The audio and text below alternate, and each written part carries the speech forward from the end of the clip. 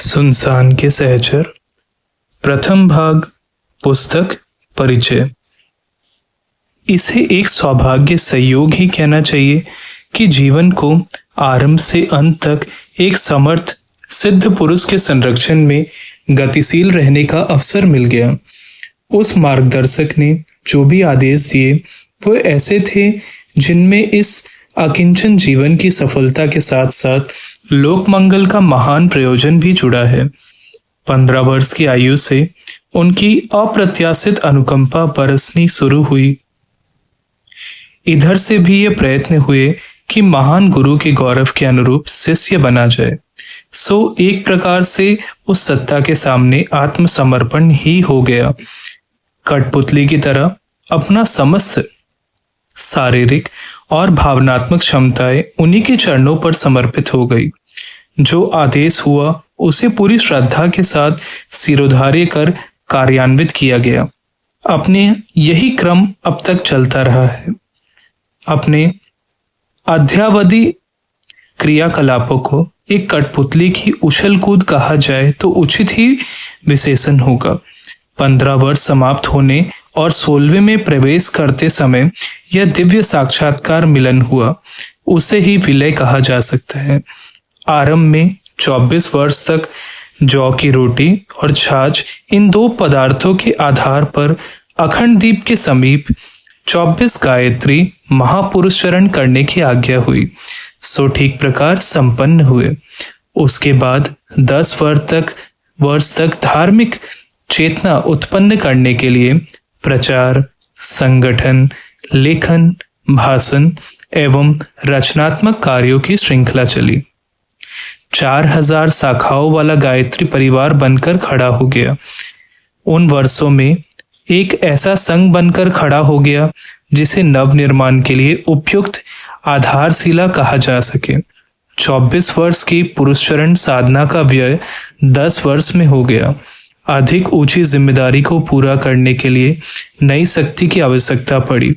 सो इसके लिए फिर आदेश हुआ कि शरीर को 1 वर्ष तक हिमालय के उन दिव्य स्थानों में रहकर विशिष्ट साधना करनी चाहिए जहां अभी भी आत्मचेतना का शक्ति प्रभावित होता है। अन्य आदेशों की तरह यह आदेश भी सिरोधार्य ही हो सकता था। सन 58 में 1 वर्ष के लिए हिमालय तपश्चर्या के लिए प्रयाण हुआ। गंगोत्री में भगीरथ के तप स्थल और उत्तरकाशी में परशुराम के तप स्थान पर यह 1 वर्ष की साधना संपन्न हुई। भगीरथ की तपस्या गंगा अवतरण को और परशुराम की तपस्या दिग्विजय महापरशु प्रस्तुत कर सकी थी। नवनिर्माण के महान प्रयोजन में अपनी तपस्या के कुछ श्रद्धा बिंदु काम आ सके तो उसे भी साधना की सफलता ही कहा जा सकेगा। उस 1 वर्षीय तप साधना के लिए गंगोत्री जाते समय मार्ग में अनेक विचार उठते रहे। जहां जहां रहना हुआ वहां भी अपनी स्वाभाविक प्रवृत्ति के अनुसार मन में भाव भरे हिलोरे उठते रही। लिखने का व्यसन रहने से उन प्रिय अनुभूतियों को लिखा भी जाता रहा। उनमें से कुछ ऐसी थी जिनका रसास्वादन दूसरे करे तो लाभ उठाएं। उन्हें अखंड ज्योति में छपने भेज दिया गया, छप भी गई। अनेक ऐसी थी जिन्हें प्रकट करना अपने जीवन काल्य में उपयुक्त नहीं समझा गया, सो नहीं छपाई गई। उन दिनों साधक की डायरी के पृष्ठ, सुनसान के सहचर आदि शीर्षकों से जो लेख अखंड ज्योति पत्रिका में छपे वे लोगों को बहुत रुचे। बात पुरानी हो गई पर अभी लोग उन्हें पढ़ने के लिए उत्सुक थे। सो इन लेखों को पुस्तकाकार में प्रकाशित कर देना उचित समझा गया। अस्तु यह पुस्तक प्रस्तुत है। घटनाक्रम अवश्य पुराना हो गया पर उन दिनों जो विचार अनुभूतियां उठती वे शाश्वत हैं। उनकी उपयोगिता में समय के पीछे पड़ जाने के कारण कुछ अंतर नहीं आया है।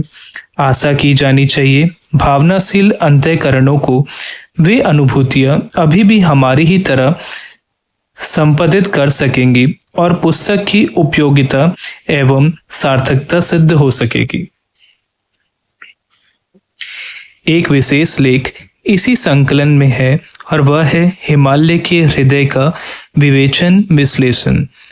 बद्रीनारायण से लेकर गंगोत्री के बीच का लगभग 400 मील परिधि का वह स्थान है जो प्राय सभी देवता और ऋषियों के तप का केंद्र रहा है। इसे ही धरती का स्वर्ग कहा जा सकता है। स्वर्ग कथाओं में के जो घटनाक्रम एवं व्यक्ति चरित्र जुड़े हैं, उनकी यदि इतिहास भूगोल से संगति मिलाई जाए तो वे धरती पर ही सिद्ध होते हैं और उस बात में बहुत वजन मालूम पड़ता है जिसमें इंद्र के शासन एवं आर्य सभ्यता की संस्कृति का उद्गम स्थान हिमालय का उपरोक्त स्थान बताया गया है। अब वहां बर्फ बहुत पड़ने लगी है। ऋतु परिस्थितियों की श्रृंखला में अब वह हिमालय का हृदय असली उत्तराखंड इस योग्य नहीं रहा कि वहां आज के दुर्बल शरीरों वाले व्यक्ति निवास स्थान बना सके। इसलिए आधुनिक उत्तराखंड नीचे चला गया और हरिद्वार से लेकर बद्रीनारायण, गंगोत्री, गोमुख तक ही उसकी परिधि सीमित हो गई है। हिमालय के हृदय क्षेत्र में जहां प्राचीन स्वर्ग की विशेषता विद्यमान है, वहां तपस्याओं से प्रभावित शक्तिशाली आध्यात्मिक क्षेत्र भी विद्यमान है। हमारे मार्गदर्शक वहां रहकर प्राचीनतम ऋषियों की इस तप संस्कारित भूमि से अनुपम शक्ति प्राप्त करते हैं। कुछ समय के लिए हमें भी उस स्थान पर रहने का सौभाग्य मिला और वे दिव्य स्थान अपने भी देखने में आए। इनका जितना दर्शन हो सका उसका वर्णन अखंड ज्योति में प्रस्तुत किया गया था। वह लेख भी अपने ढंग का अनोखा है। उससे संसार में एक ऐसे स्थान का पता चलता है जिसे आत्मशक्ति का ध्रुव कहा जा सकता है। धरती के उत्तरी ध्रुव और दक्षिणी ध्रुव में विशेष शक्तियां हैं।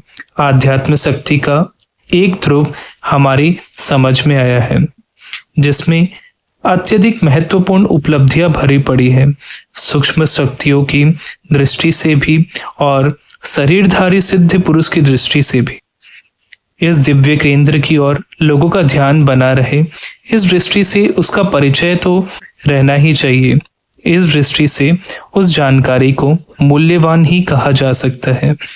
ब्रह्मवर्चस, शांति कुंज, गायत्री नगर का निर्माण उत्तराखंड के द्वार में करने का उद्देश्य यही रहा है। जो लोग यहाँ आते हैं उनमें असीम शांति प्राप्त की है।